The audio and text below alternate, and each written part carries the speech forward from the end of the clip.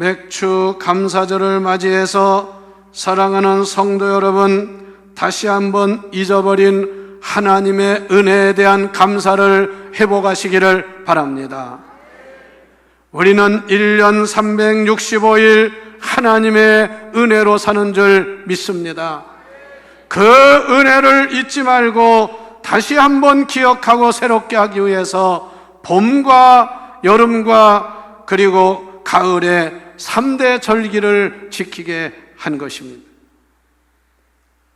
여러분, 신앙생활을 하다 보면 감사하는 마음은 사라지고 왠지 모르게 불평하거나 형식적이고 습관적인 신앙으로 머물러 있는 때가 많습니다. 에베소 교회는 아주 큰 교회고 또 사람도 많이 모이는 교회였지만 또 이단들을 물리치고 그리고 말씀을 잘 배우는 교회였지만 하나님이 에베소 교회를 책망한 이유는 믿음의 첫사랑을 잊어버렸다는 것입니다. 순수하고 감사하는 온전한 신앙을 잊어버리고 형식적인 신앙생활을 했기 때문에 첫사랑을 회복하라, 그렇지 아니하면 내가 너에게 임하여 촛대를 내게서 옮기겠다는 경고의 말씀을 하셨습니다. 여러분, 맥주감사절이 헌금이나 하는 감사절이 아닙니다. 여러분의 신앙을 새롭게 하는 절기가 되시기를 바랍니다. 게을렀던 신앙이 새로워져야 될 줄 믿습니다. 형식적인 신앙이 순수한 신앙이 되어야 합니다. 우리는 감사절을 맞이하면서 지나온 날들의 하나님의 은혜를 감사하고 지금 현실 속에서 우리는 사는 것을 감사하고 그리고 장차 다가올 임할 하나님의 은혜와 축복과 천국을 바라보면서 감사해야 합니다. 때문에 기독교인의 감사는 전천후 감사라 그럽니다. 좋아도 감사해야 되고 좀 어려워도 감사해야 되고 일이 잘 되면 물론이지만 일이 잘 안 되어도 감사하는 자가 되어야 합니다. 여러분, 건강해도 감사해야 되지만 병이 났어도 감사하는 성도가 됩시다. 왜? 하나님은 병을 고쳐주시는 하나님이시기 때문입니다. 부자 때만이 아니라 가난할 때도 감사한 자가 되어야 합니다. 세상에는 구원받아 하나님의 성품을 가지고 사는 사람이 있고 구원받지 못하고 사탄 마귀의 죄의 성품을 가지고 사는 사람들이 있습니다. 개종에는 교회는 다닌다고 하지만 아직도 온전한 구원을 이루지 못하고 죄의 성품을 그대로 가지고 사는 사람이 없지 않아 많습니다.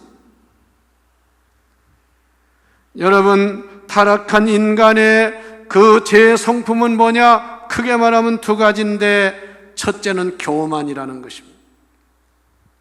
구원받지 못한 사람들의 특징은 교만입니다. 그래서 에덴 동산에서 아담과 하와가 교만을 떨다가 하나님의 심판을 받았습니다. 부족함이 없이 하나님의 에덴 동산을 다 주셨지만 뱀의 유혹을 받아서 하나님과 같이 된다고 하니까 거기에 유혹을 받고 시험이 들었어요. 오늘날 이단들이 뭡니까? 자칭 자기들이 하나님이라고 하는 교만죄에 빠진 사람들입니다. 그 다음에 제 성질 중에 나쁜 성품이 뭐냐? 불평, 불만이라는 것입니다. 사람의 죄성에 사로잡히면 매사에 불평을 잘합니다. 여러분 자신을 신앙을 한번 테스트하는데도요, 나는 매사에 불평을 잘하는가, 감사를 잘하는가, 여러분 스스로가 자신을 점검해 보아야 합니다. 오늘 시편 본문 50편 22절을 보면 다 같이 22절을 읽어보시기 바랍니다. 시작. 하나님을 잊어버린 너희여, 이제 이를 생각하라. 그렇지 아니하면 내가 너희를 찢으리니. 23절, 감사로 제사를 드리는 자가 나를 영화롭게 하나니. 그래서 이게 중요한 말씀이에요.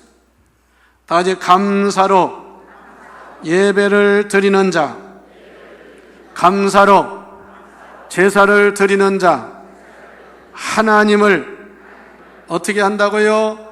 영화롭게 하리라. 여러분, 하나님의 자녀의 첫 번째 본분은 하나님을 영화롭게 하는 일인 줄 믿습니다. 하나님께 영광을 돌리는 일인 줄 믿습니다. 그래서 구원받은 하나님의 백성의 삶의 목적은 하나님을 영화롭게 하는 것입니다. 돈을 버는 것도, 출세를 하는 것도, 공부를 하는 것도 목적이 하나님을 영화롭게 하기 위한 것이 되어야 합니다. 그렇지 않으면 오히려 그것이 망하는 결과를 가져오기도 합니다. 성도 여러분, 하나님은 여러분을 통해서 영광 받으시기를 기뻐하시는 줄 믿으세요. 그것은 감사 생활인 줄 아세요. 누가복음 17장에 보면 예수님께서 예루살렘으로 상경을 하실 때 사마리아와 갈릴리 사이에 한 마을을, 외딴 마을을 지나시게 되었습니다. 그때 격리 생활을 하고 있던 10명의 나병 환자들이 예수님이 지나가시는 걸 알고 소리를 질렀습니다. 예수 선생이여, 우리를 불쌍히 여겨 주소서. 우리를 불쌍히 여겨 주시옵소서. 여러분, 문둥병에 걸렸다는 것이 그때는 최고의 저주의 병으로 알았습니다. 자기 집에서 떠나야 되고 사회에서 격리 수용을 해야 했습니다. 그때 예수님이 길을 멈추시고 이렇게 말씀을 하십니다. 너희 몸을 제사장들에게 보이라. 왜 제사장에게 보이라고 하지 않고 제사장들에게 보이라고 할까? 이 사람들은 10사람이 다 각지 아마 다른 곳에서 거기에 모였던 사람들인 것 같습니다. 그럼 너희들이 섬기는, 너희들을 지도하는 제사장에 가서 몸을 보여라. 그래서 10명의 나병 환자가 예수님 말씀에 순종해서 각자 제사장을 향해서 길을 갑니다. 그런데 가는 도중에 큰 기적이 일어났습니다. 10명 문둥 환자가 다 문둥병에서 나음을 얻었다, 그 말씀이에요. 얼마나 기쁘겠습니까? 그런데 그 사람 중에 한 사람이 다시 예수님을 찾아와서 예수님의 발 앞에 엎드려 자기의 나은 것을 감사하면서 감사의 예물을 드렸다고 그랬어요. 그때 예수님께서 이렇게 말씀했어요. 10사람이 다 깨끗함을 받지 아니하였느냐? 그 9은 어디 갔느냐? 이 이방인에게는 하나님께 영광을 돌리러 온 자가 없느냐? 여기 잘 보세요. 하나님께 영광을 돌리러 온 자가 없느냐? 그러시면서 말씀하십니다. 일어나 가거라. 내 믿음이 너를 구원하였느니라. 할렐루야. 9명은 병인 나서서 집으로 어디로 갔는지 모르지만 이들은 하나님께 영광을 돌리지 않았습니다. 그것도 이방인인 한 사람만 돌아와서 하나님께 영광을 돌렸다. 하나님을 영화롭게 했다, 그 말씀입니다. 오늘 맥주감사절 예배를 드리는 성도 여러분, 여러분은 9명의 다수의 사람과 같은 하나님의 사람 되지 말고 한 명의 이방인과 같은 하나님의 은혜를 감사할 줄 아는, 그래서 하나님께 영광을 돌리고 하나님을 영화롭게 하는 하나님의 사람들이 되십시오. 시편 69편 30절에 보면 내가 노래로 하나님의 이름을 찬양하며 감사함으로 하나님을 위대하시다 하리니 이것이 곧 소 뿔과 굽이 있는 황소를 드림보다 여호와를 더욱 기쁘시게 함이 될 것이니라. 이렇게 하나님은 감사의 제사를 기뻐하시는 줄 믿으시기를 바랍니다. 시편 50편 오늘 본문 나온 14절 15절에도 이렇게 말씀했습니다. 감사로 하나님께 제사를 드리며 지존하신 이에게 내 서원을 갚으며 환난 날에 나를 부르라. 내가 너를 건지리니 내가 나를 영화롭게 하리라. 할렐루야. 감사로 제사를 드리는 자가 하나님을 영화롭게 하는 자가 된다, 그 말씀입니다. 시편 100편 4절에 이렇게 말씀했습니다. 잘 들으세요. 감사함으로 그의 문에 들어가며. 이게 무슨 말입니까? 여러분 성전에 들어올 때 감사함으로 들어오시기를 바랍니다. 감사함으로 그 문에 들어가며 찬송함으로 그의 궁정에 들어가서 찬송함으로 하나님의 궁정 성전에 들어와서 그에게 감사하며 그 이름을 송축할지어다. 송축할지어다. 이런 성도가 되면 하나님을 영화롭게 하고 복을 받는 줄 믿으세요. 여러분, 지난 상반기 6개월 동안도 하나님께서 우리를 낮에는 구름 기둥으로 밤에는 불 기둥으로 인도하고 지켜주시고 우리를 눈동자와 같이 보살펴 주신 하나님의 은혜를 잊지 말고 감사함으로 하나님을 영화롭게 하는 우리 모두가 되기를 주의 이름으로 축원합니다. 고린도전서 10장 31절 이렇게 말씀했습니다. 너희가 먹든지 마시든지 무엇을 하든지 다 하나님의 영광을 위해서 일하라. 이게 바로 신앙생활이요 감사생활입니다. 두 번째, 감사는 하늘문이 열리고 축복의 문이 열리는 비결인 줄 믿으시기를 바랍니다. 성도 여러분, 하나님의 복을 받기를 원하십니까? 하늘문이 열리기를 원하십니까? 축복의 문이 열리기를 원하십니까? 감사로 하나님께 영광을 돌리십시오. 우리가 평소의 삶 속에서도 늘 감사를 해보십시오. 여러분의 삶에 감사할 일이 계속 일어날 줄 믿습니다. 한번 여러분 불평을 자꾸 해보십시오. 계속해서 꼬리를 물고 불평할 일이 생깁니다. 가정에서도 보십시오. 자꾸 불평해보세요. 모든 것이 불평할 일로 바뀝니다. 그러나 어려운 중에도 또 환난 중에도 감사해 보십시오. 자꾸 감사할 일이 생길 줄을 믿으세요. 여러분, 그런 말이 있어요. 꼭 기쁠 일이 있어서만 기뻐하지 말고 기뻐하면 기뻐할 일이 생긴다는 것입니다. 웃음은 여러분 좋은 일이 있어서 웃을 일이 있어서만 웃지 말고 자꾸 웃으면 웃을 일이 생긴다, 그런 말이 있어요. 그러므로 여러분 감사하여 축복의 문이 열리는 복을 받으시기를 바랍니다. 평생을 복음을 전하는 일에 몸을 바친 언더우드 선교사가 이런 기도문을 남겼어요. 잘 들으시기를 바랍니다. 누군가는 지금 그렇게 기도하고 있습니다. 설 수만 있다면 저는 더 큰 복을 원하지 않습니다. 누군가는 지금 이렇게 기도합니다. 들을 수만 있다면 저는 더 큰 복은 바라지 않습니다. 누군가는 지금 그렇게 기도합니다.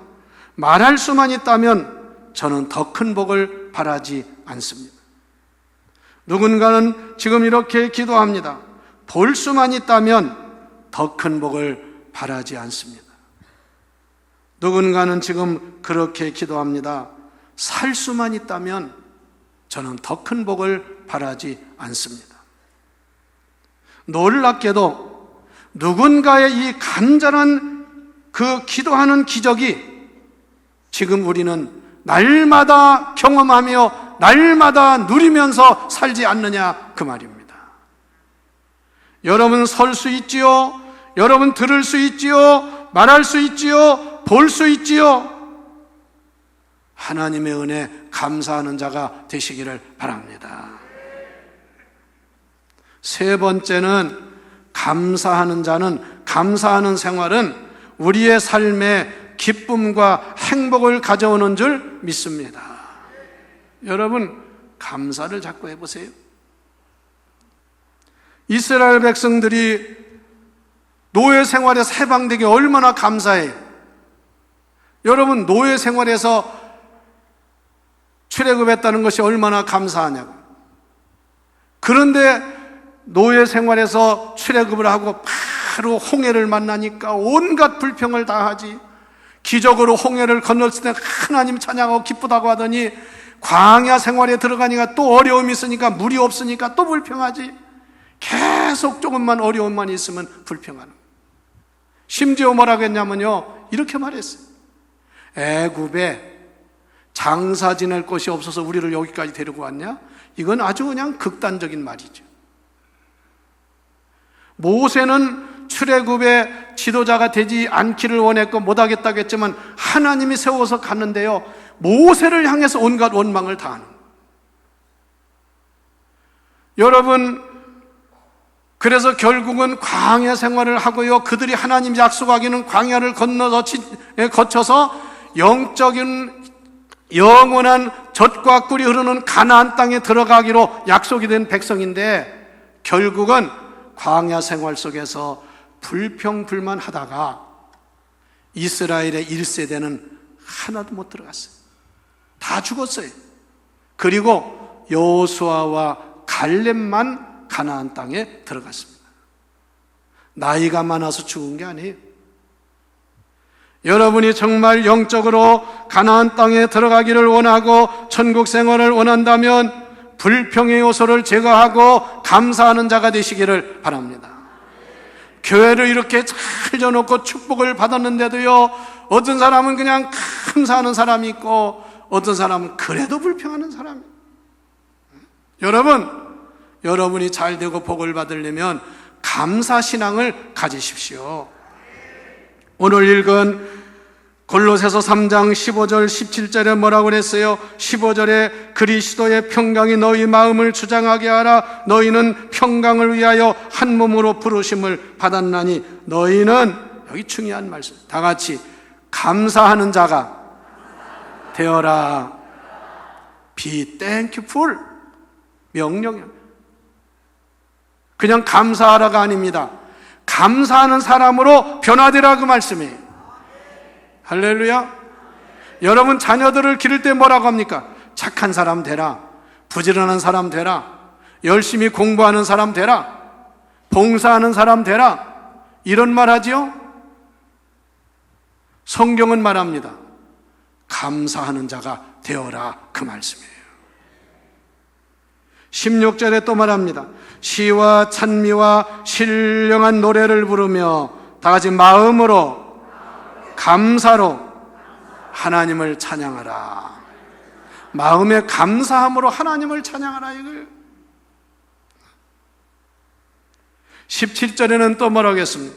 무엇을 하든지 말에나 일에나 다 주 예수의 이름으로 하고 그 이름으로 힘을 얻어 하나님 아버지께 감사하여라. 믿습니까? 시편 100편 이하부터는 감사에 대한 말씀이 많이 나오는데요, 이렇게 한마디로 정해야 합니다. 여호와께 감사하라. 그는 선하시며 인자하심이 영원함이니라. 감사하는 그 사람에게 하나님의 선하심과 인자하심이 영원히 함께한다 그 말이에요. 마지막으로 감사는 치료와 역경을 이기는 능력을 주시는 줄 믿습니다. 다른 말로 하면 감사는 병을 고쳐 건강하게 하고 또한 역경을 이기게 하는 기적의 사람이 되게 하신다, 그 말씀이에요. 믿으면 아멘 하세요. 믿으면 아멘 하세요. 본문에 감사로 제사를 드리는 자는 하나님을 영화롭게 할 뿐 아니라 하나님의 구원을 보리라. 할렐루야. 구원을 본다는 것이 뭡니까?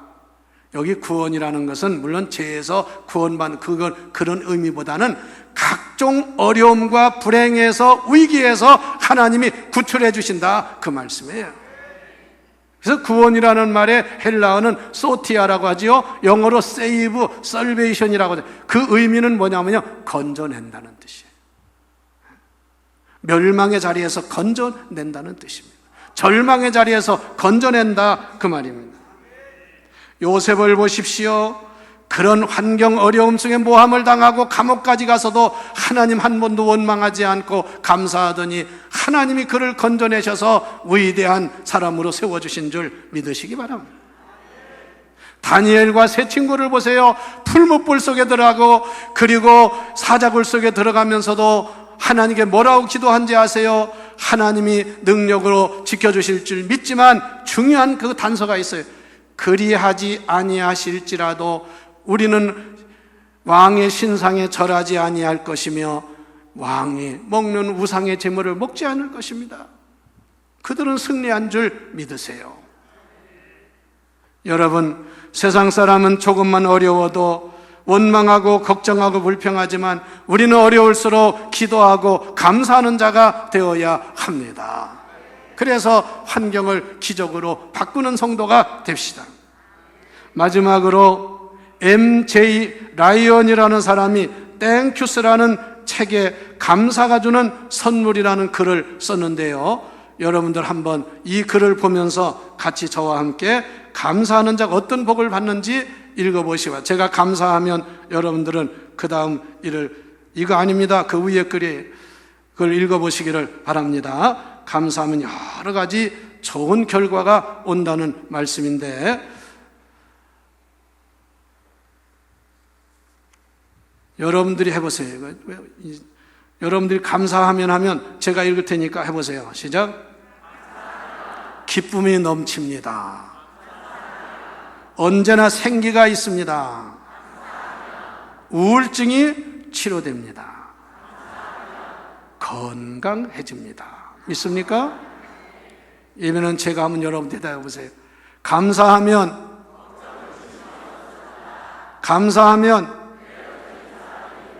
불평은 제일 아주 웃기는 사람 되는 거예요. 매력적인 사람. 또 감사하면 할렐루야. 감사하면